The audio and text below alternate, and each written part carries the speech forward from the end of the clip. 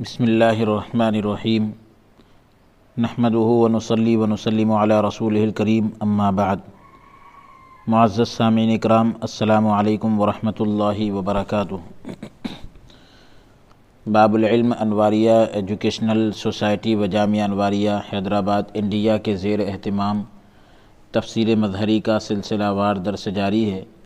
بیات شیخ المشائخ حضرت مولانا سید محمد عبد القدیر حسینی چشتی بخاری المعروف نورانی پاشا رحمۃ اللہ علیہ و برائے صحت کاملہ و عاجلہ و درازی عمر سیدہ فرحت فاطمہ سورہ نساء کی آیت نمبر 12 سے آج ہمارے درس کا آغاز ہے۔ اعوذ باللہ من الشیطان الرجیم، بسم اللہ الرحمن الرحیم۔ وَلَكُمْ نِصْفُ مَا تَرَكَ أَزْوَاجُكُمْ إِن لَّمْ يَكُن لَّهُنَّ وَلَدٌ فَإِن كَانَ لَهُنَّ وَلَدٌ فَلَكُمُ الرُّبُعُ مِمَّا تَرَكْنَ مِن بَعْدِ وَصِيَّةٍ يُوصِينَ بِهَا أَوْ دَيْنٍ وَلَهُنَّ الرُّبُعُ مِمَّا تَرَكْتُمْ إِن لَّمْ يَكُن لَّكُمْ وَلَدٌ فَإِن كَانَ لَكُمْ وَلَدٌ فَلَهُنَّ الثُّمُنُ مِمَّا تَرَكْتُم مِّن بَعْدِ وَصِيَّةٍ تُوصُونَ بِهَا أَوْ دَيْنٍ وَإِن كَانَ رَجُلٌ يُورَثُ كَلَالَةً أَوِ امْرَأَةٌ وَلَهُ أَخٌ أَوْ أُخْتٌ فَلِكُلِّ واحد منهما السدس فإن كانوا أكثر من ذلك فهم شركاء في الثلث من بعد وصية يوصى بها أو دين غير مضار وصية من الله والله عليم حليم۔ اور تمہارے لیے نصف یعنی آدھا ہے جو چھوڑ جائے تمہاری بیویاں، بشرطے کہ نہ ہو ان کی اولاد، اور اگر ہو ان کی اولاد تو تمہارے لیے چوتھائی ہے اس سے جو وہ چھوڑ جائیں، یعنی شوہروں کے لیے چوتھائی ہے، جب کہ اولاد ہو تو چوتھائی حصہ ملے گا جو بیویاں چھوڑ کر جائے اس میں سے۔ پھر بتلا رہے ہیں کہ اس وصیت کے پورا کرنے کے بعد ہے جو وہ کر جائیں، من بعد وصیۃ یوصین بہا او دین، یعنی یہ تقسیم اس وصیت کے پورا کرنے کے بعد ہے جو وہ کر جائیں، یعنی جو وصیت وہ کر کے جائیں اور قرض ادا کرنے کے بعد۔ وَلَهُنَّ الرُّبُعُ مِمَّا تَرَكْتُمْ إِن لَّمْ يَكُن لَّكُمْ وَلَدٌ، اور تمہاری بیویوں کا چوتھا حصہ ہے اس سے جو تم چھوڑو اس میں سے تمہاری بیویوں کا چوتھا حصہ ہے، بشرطے کہ نہ ہو تمہاری اولاد نہ ہو تو بیوی کو چوتھا حصہ ملے گا، اور اگر ہو تمہاری اولاد تو ان کا 8واں حصہ ہے، اولاد ہونے کی صورت میں بیویوں کو 8واں حصہ ملے گا اس سے جو تم پیچھے چھوڑ جاؤ۔ اس وصیت کو پورا کرنے کے بعد جو تم نے کی ہو اور قرض اتارنے کے بعد، یعنی یہ تقسیم اس وصیت کو پورا کرنے کے بعد ہے جو شوہر کر جائیں اور شوہر کے ذمے کوئی قرض ہو تو وہ قرض پورا کرنے کے بعد یہ تقسیم ہے۔ اور اگر ہو وہ شخص جس کی میراث تقسیم کی جانے والی ہے کلالہ، اب چاہے وہ مرد ہو یا عورت، اگر ہو وہ شخص جس کی میراث تقسیم کی جانے والی ہے کلالہ، اس کا مطلب یہ ہے وَإِن كَانَ رَجُلٌ يُورَثُ كَلَالَةً أَوِ امْرَأَةٌ وَلَهُ أَخٌ أَوْ أُخْتٌ، کہ جس کی تقسیم کی جا رہی ہے، جس کی میراث تقسیم کی جانے والی ہے، اگر وہ شخص کلالہ ہو تو اب کلالہ کی تفسیر ابھی آگے آئے گی، اس کی پوری وضاحت کہ کلالہ کس کو کہتے ہیں، اسی درس میں انشاءاللہ تعالیٰ اس کی وضاحت بھی آئے گی۔ تو وہ اب چاہے کلالہ مرد ہو یا عورت اور اس کا بھائی یا بہن ہو تو ہر ایک کے لیے ان میں سے چھٹا حصہ ہے، اور اگر وہ بہن بھائی ایک سے زیادہ ہوں تو سب شریک ہے تہائی میں، یعنی 1/3 کے اندر ایک ثلث میں سب شریک ہوں گے، سب بانٹ لیں گے۔ وصیت پوری کرنے کے بعد ہے جو کی گئی ہے اور قرض ادا کرنے کے بعد، یعنی یہ تقسیم بھی جو ہے وصیت پوری کرنے کے بعد ہوگی اور قرض کی ادائیگی کے بعد ہوگی۔ غیر مضار، بشرطے کہ اس سے نقصان نہ پہنچایا گیا ہو، یعنی مطلب یہ کہ تقسیم کے ذریعے سے کسی کو نقصان پہنچانا مقصد نہ ہو۔ وصیۃ من اللہ، حکم ہے اللہ کی طرف سے، یعنی یہ نظام وراثت کا جو سسٹم ہے، نظام ہے، یہ اللہ کی طرف سے حکم ہے۔ واللہ علیم حلیم، اور اللہ تعالیٰ سب کچھ جاننے والا، بڑا بردبار ہے۔ وَلَكُمْ نِصْفُ مَا تَرَكَ أَزْوَاجُكُمْ، اب تفسیر کی طرف آ رہے ہیں، یعنی جو تمہاری بیویاں چھوڑ جائے اس کا نصف یعنی آدھا تم خاوندوں کے لیے، یعنی شوہروں کے لیے، جو بیویاں چھوڑ کر جائے اس کا آدھا شوہروں کو ملے گا اگر ان کی اولاد نہ ہو، یعنی اولاد میں سے کوئی صاحب فرد، یعنی جس کا شریعت نے حصہ طے کیا ہے، ایسا کوئی حصے دار نہ ہو، یا عصبہ، یعنی جو مال کی تقسیم کے بعد پورا مال لے لیتا ہو، خواہ چاہے وہ واسطے کے ساتھ ہو یا بغیر واسطے کے، یعنی کسی کے ذریعے سے ہو یا بغیر ذریعے سے، اگر عصبہ بن رہا ہے تو اگر عصبہ نہ ہو، کوئی اولاد نہ ہو، تو شوہروں کو آدھا ملے گا جو بیویاں چھوڑ کر جائیں۔ اب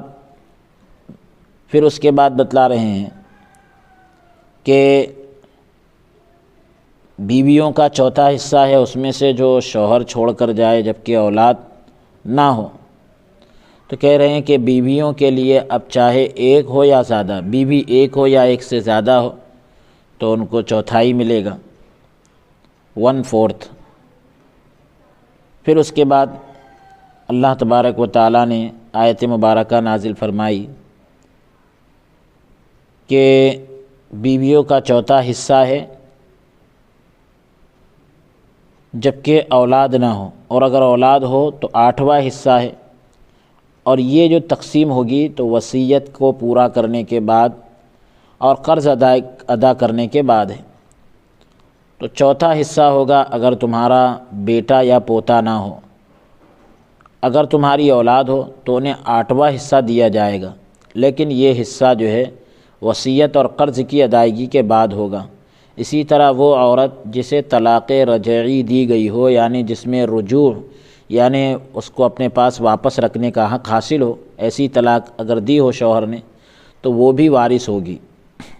یعنی ایسی عورت جس کو طلاق رجعی دی گئی ہو تو وہ طلاق والی عورت بھی شوہر کے انتقال کے بعد وارث بنے گی، لیکن جسے طلاق بائنہ دی گئی ہو وہ وارث نہ ہوگی، یعنی جو اس کے نکاح سے بالکل باہر ہو گئی ہو، تو ایسی صورت میں وہ عورت جو ہے اس کی وارث نہ ہوگی۔ اگر خاوند نے یعنی شوہر نے اسے حالت صحت میں یعنی تندرستی میں طلاق دی ہو، اسی طرح اگر شوہر نے مرض الموت یعنی جس بیماری میں اس کا انتقال ہوا، اس بیماری میں اس کو یعنی عورت کو طلاق رجعی دی، تو وہ بالاتفاق یعنی سب کے اتفاق سے جو ہے وہ وارث ہوگی۔ جبکہ امام ابو حنیفہ رحمۃ اللہ علیہ کا نقطہ نظر یہ ہے، ان کی رائے یہ ہے کہ وہ اس وقت بھی وارث ہوگی جبکہ خاوند مر گیا یعنی شوہر انتقال کر گیا اور عورت ابھی عدت گزار رہی تھی۔ امام احمد رحمۃ اللہ علیہ کا قول یہ ہے،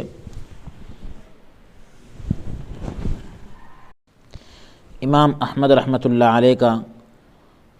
قول یہ ہے کہ اگر عورت کی عدت ختم بھی ہو گئی جبکہ اس نے ابھی کسی اور مرد سے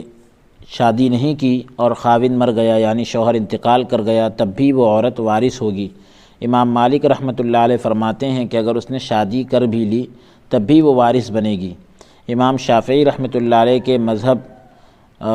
ثلاثہ کی طرح اقوال ہیں، یعنی تینوں ائمہ نے جو بات کی ہے، امام شافعی رحمۃ اللہ علیہ نے الگ الگ اقوال یعنی قول ان سے ملتے جلتے ذکر کیے ہیں۔ اسی طرح اگر کسی مرد نے مرض الموت میں یعنی شوہر نے جو ہے ایسی بیماری میں جس میں اس کا انتقال ہوا، اس بیماری میں طلاق بائنہ دی، تب بھی امام ابو حنیفہ اور امام احمد رحمۃ اللہ علیہ کے نزدیک وارث بنے گی، یعنی عورت جو ہے وارث بنے گی۔ مگر امام ابو حنیفہ رحمۃ اللہ علیہ نے یہ شرط لگائی ہے کہ یہ طلاق عورت کے مطالبے پر یعنی عورت کی درخواست پر نہ دی گئی ہو، کیونکہ اگر اس نے مطالبہ کیا ہوگا تو وہ اپنے حق کو باطل کرنے پر راضی تھی، یعنی اپنے حق کو ختم کرنے پر وہ خوش تھی۔ امام شافعی رحمۃ اللہ علیہ کے اس ضمن میں یعنی اس بارے میں دو قول ہیں۔ ان میں سے اظہر یعنی زیادہ ظاہر یہ ہے کہ وہ وارث نہ ہوگی۔ امام احمد رحمۃ اللہ علیہ نے معمر سے روایت کیا ہے کہ غیلان بن سلمہ جو ہے مسلمان ہوا تو اس کی 10 بیویاں تھیں۔ نبی کریم صلی اللہ علیہ وآلہ وسلم نے اسے فرمایا کہ ان میں سے 4 کا انتخاب کر لو۔ مسند احمد جلد نمبر 2 صفحہ نمبر 83 پر یہ روایت موجود ہے۔ حضور علیہ السلام نے غیلان بن سلمہ کے مسلمان ہونے کے بعد جبکہ اس کے نکاح میں 10 بیویاں تھیں تو فرمایا کہ ان میں سے 4 کا انتخاب کر لو، یعنی 4 کو اپنے پاس روک لو، باقی 6 کو چھوڑ دو۔ جب حضرت عمر رضی اللہ تعالیٰ عنہ کا دور آیا تو اس نے اپنی بیویوں کو یعنی غیلان بن سلمہ نے اپنی بیویوں کو طلاق دی اور اپنا مال بیٹوں میں تقسیم کر دیا، بانٹ دیا۔ یہ خبر حضرت فاروق اعظم رضی اللہ تعالیٰ عنہ تک پہنچی تو فرمایا کہ میں گمان کرتا ہوں کہ اس شیطان نے تیری موت کی خبر سن لی ہے جو چوری چھپے باتیں سنتا ہے۔ اس نے تیرے دل میں اس بات کا القاء کیا یعنی تیرے دل میں یہ بات ڈالی اور تجھے بتایا کہ تھوڑا عرصہ ہی زندہ رہے گا یعنی تھوڑے وقت تک ہی تو باقی رہے گا، زندہ رہے گا۔ خدا کی قسم یا تو اپنی عورتوں سے رجوع کرے گا یعنی اپنی عورتوں کو واپس رکھے گا اور تو اپنا مال واپس لے گا، یا میں ان عورتوں کو تیرا وارث بنا دوں گا اور تیری قبر کے بارے میں حکم دوں گا کہ اس پر رجم کیا جائے، یعنی جو سزا ہوتی ہے شادی شدہ زانی کی وہ سزا تیری قبر پر پوری کی جائے گی، پتھر مارے جائیں گے، یعنی جس طرح ابو رغال کی قبر پر جو ہے رجم کیا جاتا ہے۔ امام بخاری رحمۃ اللہ علیہ نے موقوف کو صحیح قرار دیا ہے۔ سند یوں بیان کی، اس طرح بیان کی، زہری سے، وہ سالم سے، وہ اپنے والد سے نقل کرتے ہیں۔ میں کہتا ہوں حضرت قاضی ثناء اللہ پانی پتی رحمۃ اللہ علیہ فرماتے ہیں کہ یہ حدیث اس اجماع کی دلیل ہے، اس اجماع کی یعنی اتفاق کی دلیل ہے کہ طلاق رجعی کے بعد عدت کے اندر فوت ہونے کی صورت میں عورت وارث ہوگی۔ طلاق رجعی یعنی جس میں رجوع کا حق حاصل ہو، ایسی طلاق کے بعد عدت کے اندر یعنی 3 حیض کے اندر فوت ہونے کی صورت میں یعنی انتقال کرنے کی صورت میں عورت وارث بنے گی۔ جمہور علماء کے نزدیک طلاق بائن کے بعد عدت میں یعنی اگر ایسی طلاق دی کہ جس میں رجوع کا حق یعنی حاصل نہ ہو، نکاح سے یعنی وہ باہر ہو گئی ہو، ایسی طلاق، تو یہ اس کی ایک تفصیل ہے کہ کنایہ الفاظ سے طلاق دیتے ہیں، صریح الفاظ سے طلاق نہ دیے تو اب اس میں بہرحال یہ ہے کہ وہ اس کے نکاح سے تو باہر ہو گئی۔ تو اب جمہور علماء کے نزدیک طلاق بائن کے بعد عدت میں مرد کے فوت ہونے کی صورت میں، عدت کے اندر شوہر کے انتقال کی صورت میں عورت کے وارث ہونے کی دلیل یہ روایت ہے کہ حضرت عثمان غنی رضی اللہ تعالیٰ عنہ نے تماظر بنت اسبغ بن زیاد کلیبہ کو ایک قول کے مطابق بنت عمرو بن شرید سلمیہ کو وارث قرار دیا، جو عبد الرحمن بن عوف رضی اللہ تعالیٰ عنہ کی بیوی تھی، جنہیں حضرت عبد الرحمن بن عوف نے مرض الموت میں یعنی ایسی بیماری میں جس بیماری میں آپ کا وصال ہوا، اس بیماری میں آپ نے طلاق بائنہ دی اور خود اس کی عدت میں فوت ہو گئے۔ حضرت عبد الرحمن بن عوف رضی اللہ عنہ انتقال کر گئے جبکہ ابھی بیوی عدت میں ہی تھی، تو خود جو ہے انتقال کر گئے تھے، تو حضرت عثمان غنی رضی اللہ تعالیٰ عنہ نے صحابہ کی موجودگی میں یہ فیصلہ کیا اور کسی ایک نے بھی اس کا انکار نہ کیا، بس یہ جو ہے صحابہ کا اجماع بن گیا یعنی اتفاق بن گیا۔ فرمایا کہ میں حضرت عبد الرحمن ابن عوف رضی اللہ تعالی عنہ پر تہمت نہیں لگاتا، لیکن میں نے یہ فیصلہ اس لیے کیا تاکہ سنت قائم کروں۔ ہمارے مذہب کے مطابق ہی حضرت عمر، حضرت عبداللہ بن عمر، حضرت عثمان، حضرت عبداللہ بن مسعود، حضرت مغیرہ بن شعبہ رضی اللہ عنہم کی رائے بھی ہے، ابو بکر رازی نے حضرت علی، حضرت ابی بن کعب، حضرت عبد الرحمن ابن عوف، حضرت عائشہ صدیقہ رضی اللہ عنہا اور حضرت زید بن ثابت رضوان اللہ تعالی علیہم اجمعین سے بھی یہی نقطۂ نظر نقل کیا ہے، یہی رائے نقل کی ہے، اور کسی صحابی سے اس سے مختلف یعنی اس سے الگ رائے نہیں جانی گئی، یعنی اس سے الگ رائے کا پتہ نہیں چلتا۔ یہی امام نخعی، امام شعبی اور سعید بن مسیب اور ابن سیرین اور عروہ اور شریح اور ربیعہ بن عبد الرحمن، طاؤوس بن شبرمہ ثوری اور حماد بن ابی سلیمان اور حارث کا مذہب ہے۔ یعنی کون سا مذہب ہے کہ طلاق بائن کے بعد عدت میں شوہر کے فوت ہونے کی صورت میں عورت کے وارث ہونے کے دلائل کو جو ذکر کیا، جیسا کہ حضرت عبد الرحمن ابن عوف رضی اللہ تعالیٰ عنہ کا واقعہ ابھی ذکر کیا گیا، اور بھی بہت سارے صحابہ کرام کا اتفاق اس پر ذکر کیا گیا۔ پھر اب ایک اور لفظ آیا ہے آیت کے اندر، وَإِن كَانَ رَجُلٌ يُورَثُ كَلَالَةً، تو رجل سے مراد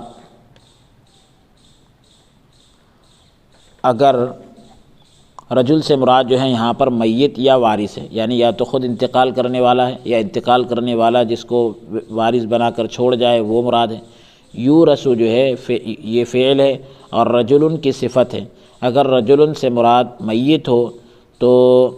معنی یہ ہوگا کہ جس کی وراثت تقسیم کی جا رہی ہے، اور اگر مراد وارث ہو تو معنی ہوگا کہ جو وارث بنے۔ پھر اس کے بعد ہے کلالتن، جیسا کہ ہم نے کہا تھا کہ انشاءاللہ اس کی تفسیر آئے گی۔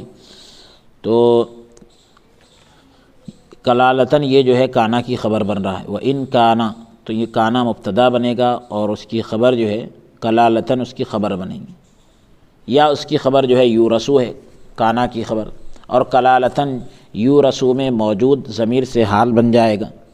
یہ بھی جائز ہے، یعنی یہ بھی کہہ سکتے ہیں کہ کلالہ اس کا مفعول لہو ہو۔ یہ اس وقت ہوگا جب کہ کلالہ سے مراد ایسی رشتہ داری نہ ہو جس میں توالد کا سلسلہ نہ ہو، یعنی پیدائش کے ذریعے سے توالد و تناسل کا جو معاملہ ہوتا ہے اس کا سلسلہ نہ ہو۔ تو کلالہ سے مراد ایسی رشتہ داری نہیں ہے جس میں توالد کا سلسلہ نہ ہو، تو یہ اصل میں مصدر ہے کلال۔ اب کلال کی اور وضاحت آ رہی ہے۔ تو کلالتن اصل میں مصدر ہے جو کلال کے معنی میں ہے، جس کا معنی ہے تھکنا اور عاجز آنا۔ عرب کہتے ہیں کل الرجل فی مشیہ کلالن، یعنی آدمی چلنے میں عاجز آ گیا۔ کل السیف عن ضربتہ کلولا وکلالتا، تلوار کند ہو گئی یعنی مند ہو گئی، ایک دم اس کی دھار ختم ہو گئی۔ کل اللسان عن الکلام، زبان گفتگو کرنے سے عاجز آ گئی، تھک گئی۔ بعد میں یہ ایسی رشتہ داری کے لیے مجازن استعمال ہونے لگا، یعنی حقیقتاً نہیں بلکہ مجازی طور پر استعمال ہونے لگا کہ جس میں توالد کا سلسلہ نہ ہو، یعنی یہ رشتے جو ہے پیدائش کی وجہ سے نہ بنے ہوں، کیونکہ یہ دوسرے کی طرف منسوب ہونے سے عاجز ہوتا ہے۔ یہ رشتہ دوسرے کی طرف نسبت کرنے سے اس میں آدمی عاجز ہو جاتا ہے، بے بس ہو جاتا ہے۔ ظاہر سی بات ہے بھئی، اگر جیسے کوئی بچہ ماں کے پیٹ سے پیدا ہوا تو وہ اس کی حقیقی ماں کہلاتی ہے، اور یہ جو رشتہ بنا ہے توالد کی وجہ سے یعنی پیدائش کی وجہ سے بنتا ہے۔ اب ایک وہ رشتہ ہوتا ہے کہ اس میں جیسے مثال کے طور پر گود لیا ہوا بچہ ہوتا ہے، اور اس طرح سے اور بھی معاملات ہوتے ہیں، تو یہاں پر رشتہ جو ہے توالد کی وجہ سے نہیں بنا، پیدائش کی وجہ سے رشتہ نہیں بنا، رشتہ تو بن جاتا ہے۔ پھر اس شخص کو کہتے ہیں کہ جس کا وارث جو ہے والد یا بچہ نہ ہو۔ کلالہ اس شخص کو کہتے ہیں جس کا وارث باپ یا بیٹا نہ ہو، جو کسی ایسے شخص کا وارث بنے جس کا والد اور لڑکا نہ ہو، اسے ذی کلالہ کہتے ہیں۔ امام بیضاوی رحمۃ اللہ علیہ نے اسی طرح کہا، تفسیر بیضاوی جلد نمبر 3 صفحہ نمبر 76 اور 77 پر یہ موجود ہے۔ امام بغوی رحمۃ اللہ علیہ نے کہا کہ کلالہ ایسے مورث کو کہتے ہیں، یعنی وارث بنانے والے کو کہتے ہیں جس کی اولاد اور والد نہ ہو۔ یہ حضرت علی شیر خدا رضی اللہ تعالیٰ عنہ اور حضرت عبداللہ ابن مسعود رضی اللہ تعالیٰ عنہ کا قول ہے، کیونکہ وہ فوت ہوا تو اس کی دونوں طرفیں، یعنی جب وہ انتقال کر گیا تو اس کی دونوں طرفیں موجود نہ تھیں، یعنی دونوں کنارے نہ تھے، نہ اوپر نہ نیچے، یعنی اوپر دیکھا جائے تو باپ بھی نہیں، نیچے دیکھا جائے تو بیٹا بھی نہیں، تو گویا اس کے نسب کے ستون جو ہے کمزور ہو چکے تھے، اس کے نسب کے جو پلر ہے وہ کمزور ہو چکے تھے۔ اس لیے ہم نے کہا اوپر ذکر کیا کہ اس کے ایک معنی آتے ہیں کلّا، عاجزانہ، تھکنا، کمزور ہونا۔ سعید بن جبیر نے کہا کہ یہ اس وارث کو کہتے ہیں، کلالہ اس وارث کو کہتے ہیں جو میت کا والد اور ولد نہیں ہوتا، یعنی نہ باپ ہوتا ہے نہ بیٹا ہوتا ہے، کیونکہ یہ میت کو دو طرف سے گھیرے ہوتے ہیں، لیکن نسب کے ستون میں کوئی نہیں ہوتا۔ جس طرح پٹی جو ہے سر کو گھیرے ہوتی ہے، پٹی سر کو گھیرے ہوئے ہوتی ہے، جبکہ درمیانی سر خالی ہوتا ہے، سینٹر سے جو ہے درمیان سے جو ہے سر خالی ہوتا ہے، سائڈ سے پٹی بنی ہوتی ہے، تو وہ سر کو گھیرتی تو ضرور ہے لیکن اوپر سے بیچ میں سے جو ہے سر خالی ہوتا ہے۔ اس پر حضرت جابر رضی اللہ تعالیٰ عنہ کی حدیث دلالت کرتی ہے، یعنی بتا رہی ہے کہ بے شک میرے وارث کلالہ ہوں گے، یعنی ایسے لوگ وارث ہوں گے جو نہ میری اولاد ہوں گے اور نہ ہی والدین۔ حضرت ابوبکر صدیق رضی اللہ تعالیٰ عنہ سے کلالہ کے بارے میں پوچھا گیا تو فرمایا کہ میں اپنی رائے سے اس کی وضاحت کروں گا، اگر تعبیر صحیح ہو، یعنی یہ مطلب صحیح ہو تو یہ اللہ تعالیٰ کی عطا ہے، اور اگر غلط فیصلہ ہو تو میری طرف اور شیطان کی طرف سے ہوگی۔ یعنی صحیح اگر معنی نکل گیا تو اللہ کی عطا ہے، اللہ نے دیا ہے یہ میرے دماغ میں، اور اگر غلط فیصلہ ہو تو یہ میری طرف سے معاملہ ہوگا، شیطان کی طرف سے ہوگا۔ تو یہ دیکھیے حضرت ابوبکر صدیق رضی اللہ تعالیٰ عنہ کا تقویٰ اور ان حضرات کا یہ کیسا زہد اور تقویٰ تھا کہ انہوں نے صحیح بات کو اللہ کی طرف نسبت کر دی اور غلط فیصلے کو اپنی طرف نسبت کر دی، یعنی غلط چیز، جبکہ دیکھا جائے تو ہر چیز جو ہے اللہ رب العالمین کی طرف سے ہوتی ہے، لیکن یہ اس کو کہنا چاہیے کہ کمال ادب، کتنا ادب تھا وہ حضرات کے پاس کہ انہوں نے اچھائی کی نسبت جو ہے اللہ رب العالمین کی طرف کی اور برائی کی نسبت اپنی ہی ذات کی، یعنی برائی سے مراد یہاں پر غلط فیصلہ، تو غلط فیصلے کی نسبت اپنی ذات کی طرف کی۔ تو میں یہ خیال کرتا ہوں، حضرت قاضی ثناء اللہ پانی پتی رحمۃ اللہ علیہ فرماتے ہیں کہ کلالہ اسے کہتے ہیں جو والد اور ولد نہ ہو، یعنی باپ اور بیٹا نہ ہو۔ جب حضرت عمر رضی اللہ تعالیٰ عنہ خلیفہ بنے تو کہا کہ میں اللہ تعالیٰ سے حیا کرتا ہوں کہ میں حضرت ابوبکر صدیق رضی اللہ تعالیٰ عنہ کا قول رد کروں، یعنی اس میں مجھے حیا آتی ہے، شرم آتی ہے۔ اسے امام بہقی رحمۃ اللہ علیہ نے امام شعبی سے روایت کیا ہے۔ ابن ابی حاتم نے اپنی تفسیر میں کہا کہ حاکم نے صحیح سند کے ساتھ حضرت ابن عباس رضی اللہ عنہما سے اور انہوں نے حضرت عمر رضی اللہ عنہ سے نقل کیا ہے۔ حضرت ابو ہریرہ رضی اللہ تعالیٰ عنہ سے ایک مرفوع حدیث میں ہے کہ حضور صلی اللہ علیہ وآلہ وسلم نے کلالہ کی تفسیر یوں کی، یعنی اس طرح کی کہ وہ وارث جو ولد اور والد نہ ہو، یعنی بیٹا اور باپ اور بیٹا نہ ہو۔ اسے حاکم نے روایت کیا ہے۔ ابو الشیخ نے حضرت برا سے نقل کیا ہے کہ میں نے کہا کہ میں نے رسول اللہ صلی اللہ علیہ وآلہ وسلم سے کلالہ کے متعلق سوال کیا، کلالہ کے بارے میں پوچھا۔ آپ نے فرمایا کہ والد اور ولد کے علاوہ، باپ اور بیٹے کے علاوہ وارث کو کلالہ کہتے ہیں۔ اسی طرح ابو داؤد نے مراسیل میں، یعنی اپنی مرسل روایات میں حضرت ابو سلمہ بن عبد الرحمن سے انہوں نے رسول اللہ صلی اللہ علیہ وآلہ وسلم سے فرمایا،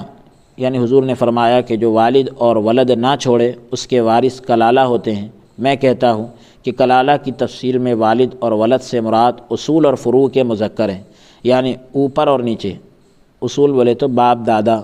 فروع بولے تو بیٹا پوتا، تو ان کے مذکر یعنی نرینہ اولاد ہیں، میل لڑکے وغیرہ ہیں۔ یہاں تک کہ اگر میت کی کوئی بیٹی یا ماں ہو تو وہ بھی کلالہ ہوگی، جس کے اوپر حضرت جابر رضی اللہ تعالیٰ عنہ کی حدیث دلالت کرتی ہے، کیونکہ اس آیت کے نازل ہونے کے وقت حضرت جابر رضی اللہ عنہ کی صرف ایک بیٹی تھی، ان کے والد موجود نہ تھے، کیونکہ ان کے والد حضرت عبداللہ بن حرام اس سے قبل، یعنی اس سے پہلے غزوہ احد میں شہید ہو گئے تھے۔ تفسیر خازن جلد نمبر 1 صفحہ نمبر 412۔ بھائی اور بہنیں جو ہے ماں کے ساتھ بالاجماع بالاتفاق وارث ہوتے ہیں۔ یہاں ولد کا لفظ پوتے کو بھی عام ہے، یعنی پوتے کے لیے بھی ہے، یہاں تک کہ بھائی جو ہے پوتے کی موجودگی میں بالاجماع یعنی بالاتفاق وارث نہیں ہوتے۔ اسی طرح والد دادا کو بھی جو ہے عام ہے، والد کا لفظ جو ہے دادا کے لیے بھی بولا جائے گا، کیونکہ کلالہ کی تفسیر میں والد اور ولد میں کوئی فرق نہیں کیا گیا۔ تو یہ کلالہ کی تفسیر تھی۔ اب اس کے بعد ایک اور لفظ آیا، او امرأۃ ولہ اخ، یا کوئی عورت ہو اور اس کے بھائی ہوں، یا عورت ہو اور اس کا بھائی یا بہن ہو۔ تو امرأۃن کا جو عطف ہے یعنی اس کا تعلق ہے رجلن پر ہے۔ نظم آیت یوں ہوئی، یعنی آیت کی ترتیب اس طرح ہوئی، وَإِن كَانَ رَجُلٌ امرأۃ یورث، یعنی ان میں سے ایک کلالہ ہو، یعنی اگر آدمی کا انتقال ہو اور وہ ایسی عورت چھوڑ کر جائے جن میں سے وہ یعنی عورت کلالہ ہو، یا مرد ہو یا عورت، یا مرد اور عورت میں سے کوئی کلالہ ہو، لہو کی ضمیر جو ہے رجلن کی طرف لوٹ رہی ہے، وَلَهُ أَخٌ، تو لہو کی ضمیر جو ہے رجلن کی طرف لوٹ رہی ہے کیونکہ وہ مذکر ہے، لہو مذکر ہے، لہو میں ہو ضمیر مذکر ہے اور رجل بھی مذکر ہے۔ اس سے کلام کا آغاز ہے، کلام کی شروعات ہے۔ یا رجلاً وامرأۃ، اس میں سے ایک کی طرف لوٹ رہی ہے، ضمیر مذکر ہے، جملہ ظرفیہ کانا کی خبر پر معطوف ہے۔ اگر رجل سے مراد میت ہو یعنی انتقال کرنے والا ہو تو یہ جملہ ظرفیہ کانا کی خبر پر معطوف کہلائے گا، اور اگر اس سے مراد وارث ہو تو ضمیر جو ہے مورث کی طرف لوٹے گی، یعنی مرنے والے کی طرف لوٹے گی۔ جو سیاق کلام سے سمجھا جا رہا ہے، یعنی کلام کے اگلے حصے سے جو سمجھا جا رہا ہے، جس طرح لأمہ کی ضمیر میں ہوا اور جملہ ظرفیہ فی جو ہے یورث میں موجود ضمیر سے حال ہوگا۔ اب اس کے بعد ہے کہ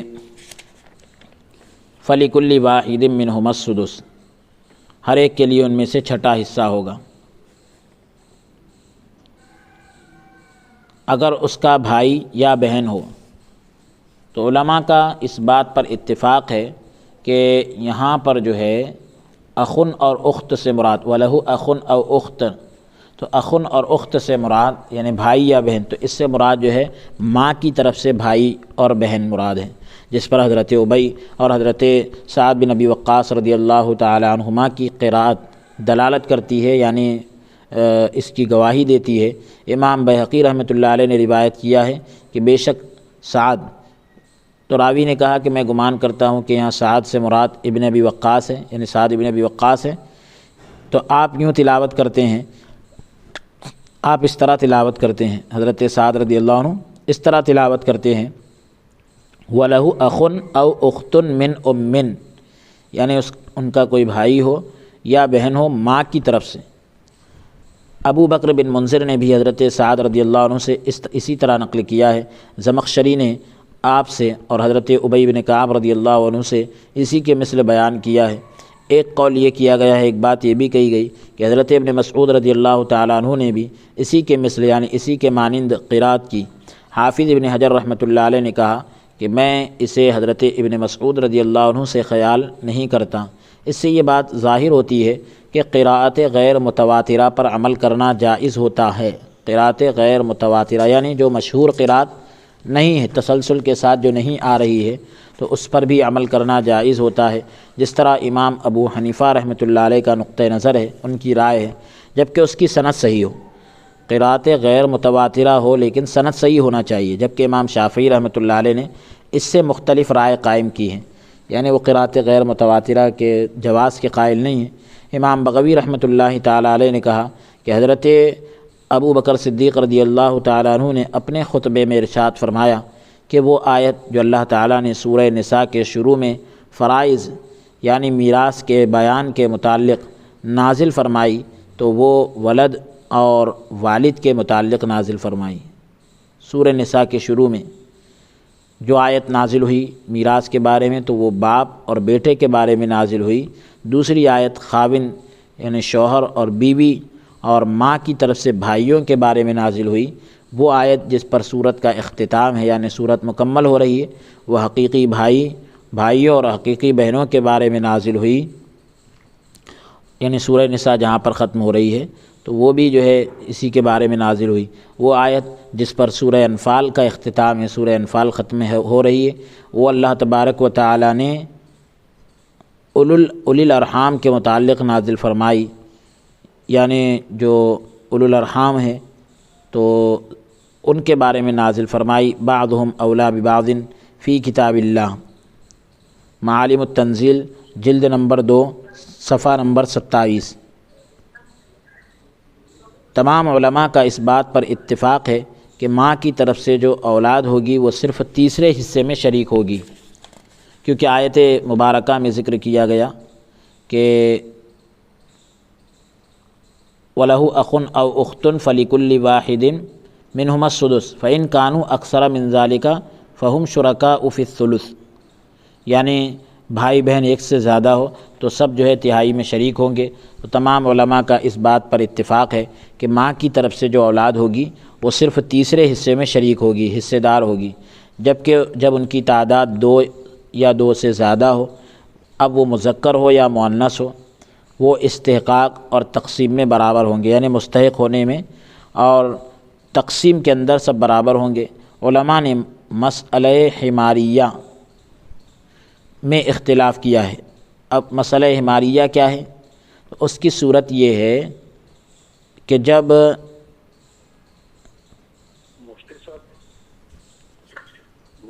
جی تب اس کی صورت یہ ہے کہ جب وارث خاوند یعنی وارث جو ہے شوہر، ماں اور ماں کی طرف سے 2 بھائی اور ایک ماں باپ کی طرف سے بھائی ہو، تو اس صورت میں خاوند کے لیے یعنی شوہر کے لیے آدھا، ماں کے لیے چھٹا، ماں کی طرف سے بھائیوں کے لیے تیسرا حصہ اور حقیقی بھائی کے لیے کچھ بھی نہیں ہوگا، خواہ یعنی چاہے وہ بھائی ایک ہو یا زیادہ ہو۔ یہ نقطہ نظر امام ابو حنیفہ اور امام احمد اور داؤد رحمہم اللہ کا ہے، کیونکہ یہ عصبہ ہے اور اصحاب فرائض کو یعنی جن کے بارے میں شریعت نے حصے طے کیے ہیں ان کو ادا کرنے کے بعد کوئی چیز بچی ہی نہیں۔ امام مالک رحمۃ اللہ علیہ اور امام شافعی رحمہ اللہ نے کہا کہ حقیقی بھائی جو ہے ماں کی طرف سے بھائیوں کے ساتھ ترکے کے یعنی جو کچھ چھوٹا ہوا ہے اس کے تیسرے حصے میں شریک ہوں گے جو ماں کی طرف سے بھائیوں کے لیے ذکر کیا گیا۔ امام طحاوی رحمۃ اللہ علیہ نے ذکر کیا کہ حضرت عمر رضی اللہ تعالیٰ عنہ جو ہے حقیقی بھائیوں کو شریک نہ کرتے تھے، یعنی ان کو نہیں ملاتے تھے، یہاں تک کہ آپ ایک مسئلے میں مبتلا ہوئے، ایک ایسا مسئلہ آ گیا کہ حقیقی بھائی نے کہا کہ اے امیر المومنین فرض کیجئے یعنی مان لیجئے کہ ہمارا باپ ایک گدھا تھا، تو کیا ہم ایک ماں کی اولاد نہیں؟ تو حضرت عمر فاروق رضی اللہ تعالیٰ عنہ نے انہیں بھی شریک کر لیا۔ اسی وجہ سے اس مسئلے کو حماریہ کہتے ہیں، حمار عربی میں گدھے کو کہتے ہیں، تو مسئلہ حماریہ اس لیے کہا جانے لگا۔ حاکم نے اسے مستدرک اور بیہقی نے سنن میں حضرت زید بن ثابت کی حدیث سے نقل کیا ہے کہ حاکم نے اسے صحیح قرار دیا۔ اس سند میں ابو امیہ بن یعلا ثقفی ہے جو ضعیف ہے، اور شعبی کے واسطے سے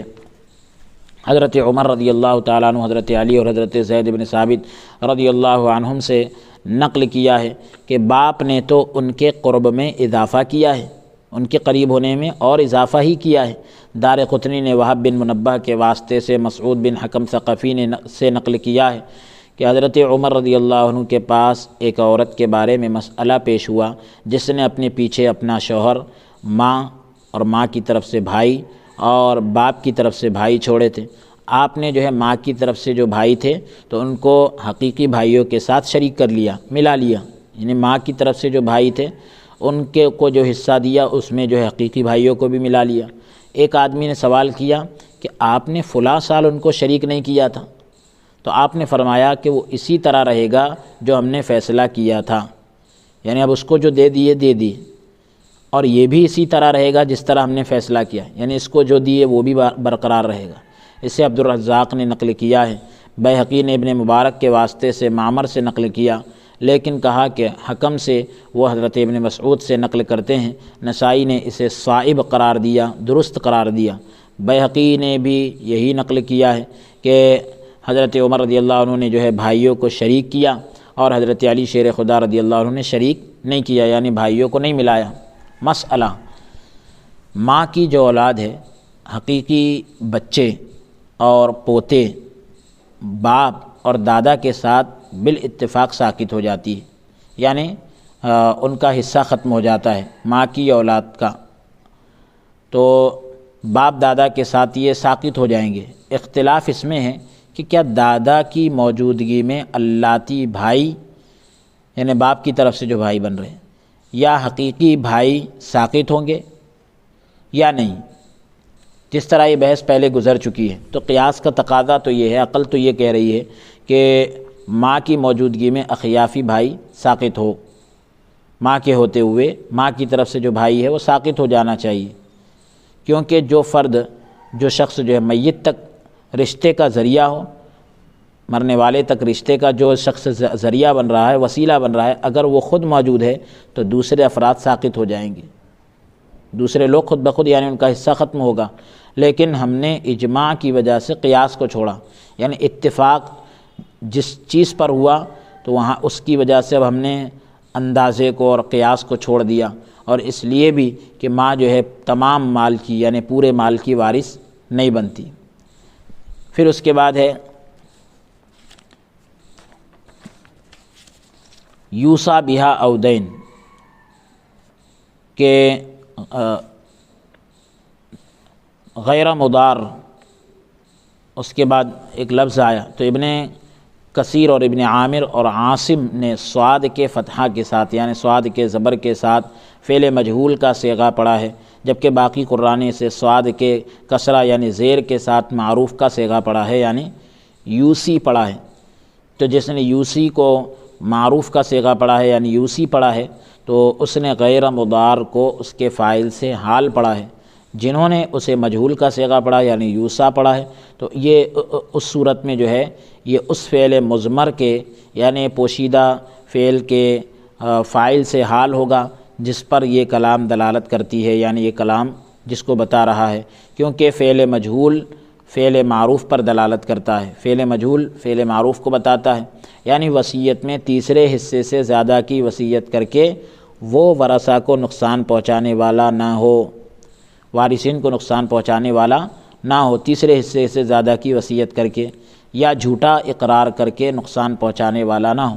یا وصیت کے ذریعے محض یعنی صرف وارثوں کو نقصان پہنچانا چاہتا ہو تو اللہ تبارک اور اللہ تعالیٰ کا قرب مقصود نہ ہو، وصیت کر کے صرف وارثوں کو نقصان پہنچانا چاہتا ہو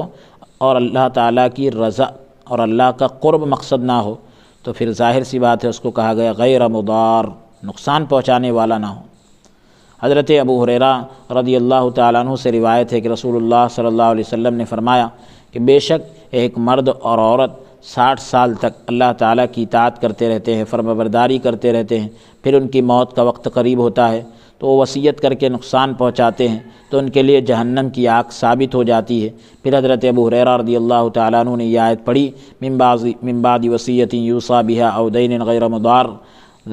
وہاں سے لے کر ذالک الفوز العظیم تک تلاوت کی۔ یہ روایت جامع ترمذی اور ابواب الوصایا باب فی الوصیۃ بالثلث جلد نمبر 2 صفحہ نمبر 33 سے لی گئی۔ اسے امام احمد اور امام ترمذی، امام ابو داؤد اور امام ابن ماجہ نے روایت کیا ہے۔ حضرت انس رضی اللہ عنہ سے روایت ہے کہ رسول اللہ صلی اللہ علیہ وآلہ وسلم نے فرمایا جس نے اپنے وارث کی میراث کو قطع کیا یعنی کاٹا تو اللہ تبارک و تعالی قیامت کے روز، قیامت کے دن جہنم سے اس کا حصہ ختم کر دے گا۔ جس نے وارث کی میراث کو ختم کیا اللہ تعالیٰ قیامت کے دن جنت سے اس کا حصہ ختم کر دے گا۔ اللہ اکبر۔ سنن ابن ماجہ ابواب الوصایا صفحہ نمبر 198 پر یہ روایت موجود ہے۔ اسے ابن ماجہ اور بیہقی نے شعب الایمان میں حضرت ابو ہریرہ رضی اللہ عنہ سے نقل کیا ہے۔ حضرت علی رضی اللہ عنہ سے روایت ہے کہ چوتھے حصے کے بجائے 5واں حصہ وصیت کرنا مجھے زیادہ پسند ہے، اور چوتھا حصہ وصیت کرنا تیسرے حصے سے وصیت کرنے چوتھا حصہ وصیت کرنا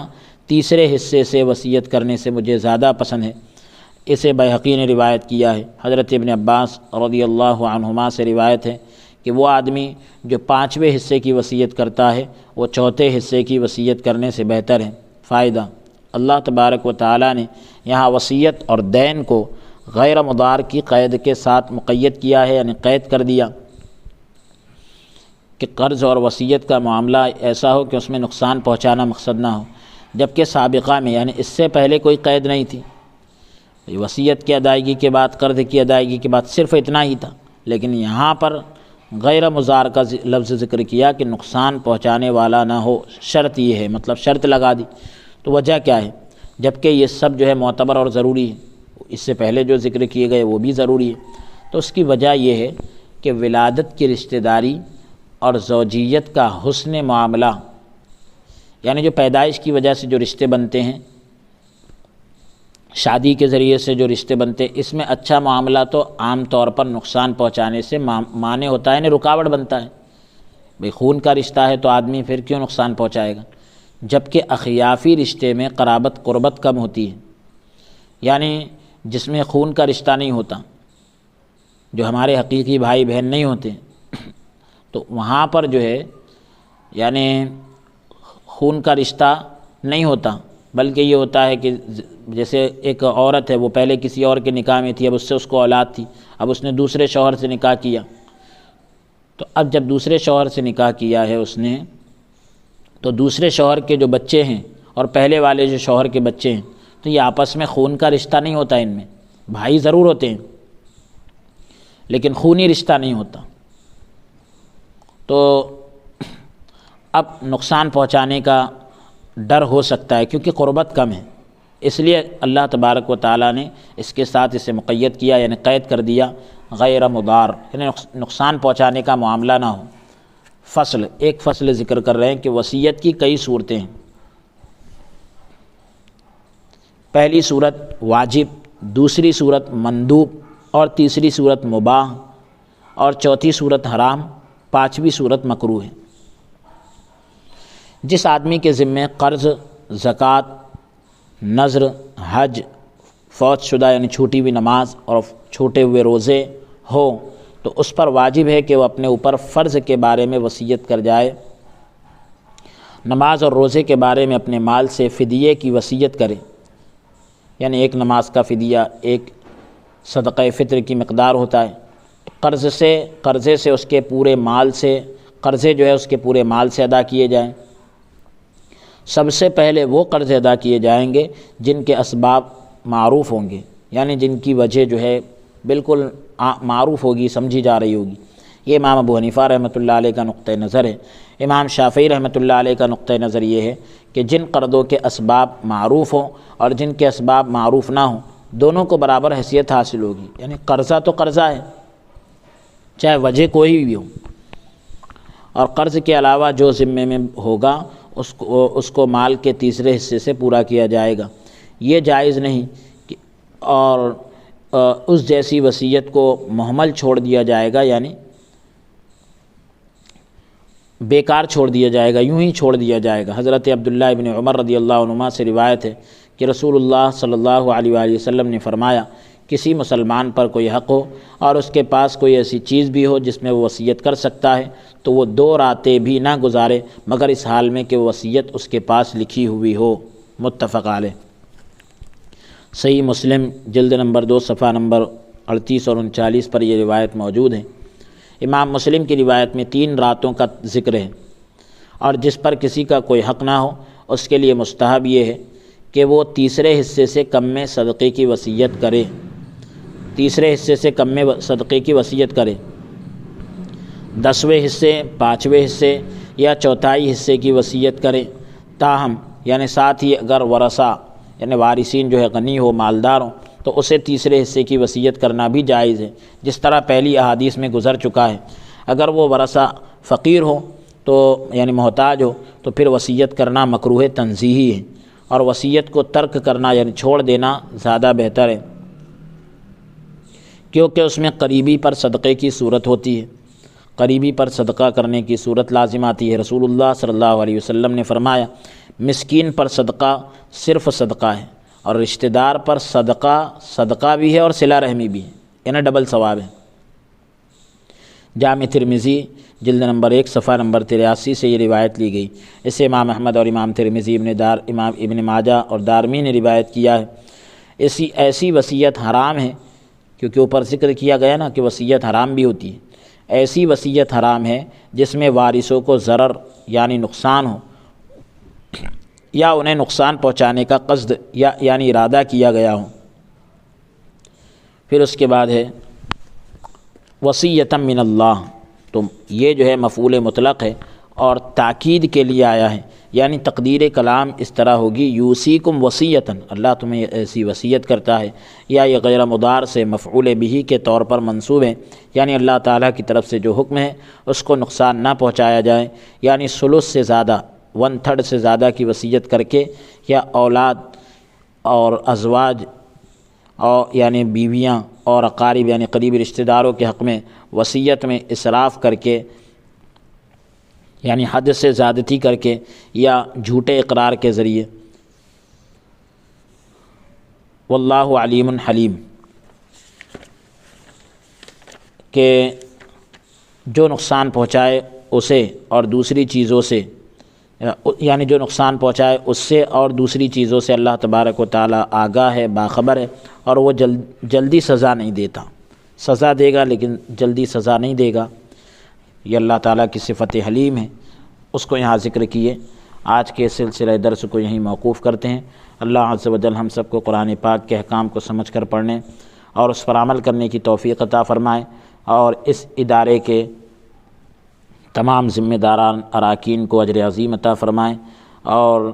مولانا عبدالواسع حسینی صاحب اور ان کے تمام جتنے بھی ادارے کے معاونین ہیں، مولا تعالیٰ سبھی کو دارین کی سعادتوں سے مالا مال فرمائے، قرآن پاک کی برکت نصیب فرمائے۔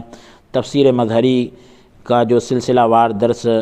آپ حضرات سن رہے ہیں، اللہ رب العالمین آپ حضرات کو بھی اجر عظیم عطا فرمائیں، قرآن پاک کی سمجھ اور اس پر عمل کرنے کی توفیق عطا فرمائیں، آمین۔ وصلی اللہ تعالی وسلم علی خیر خلقہ سیدنا و نبینا محمد وعلی آلہ واصحابہ اجمعین برحمتک یا ارحم الراحمین والحمد للہ رب العالمین۔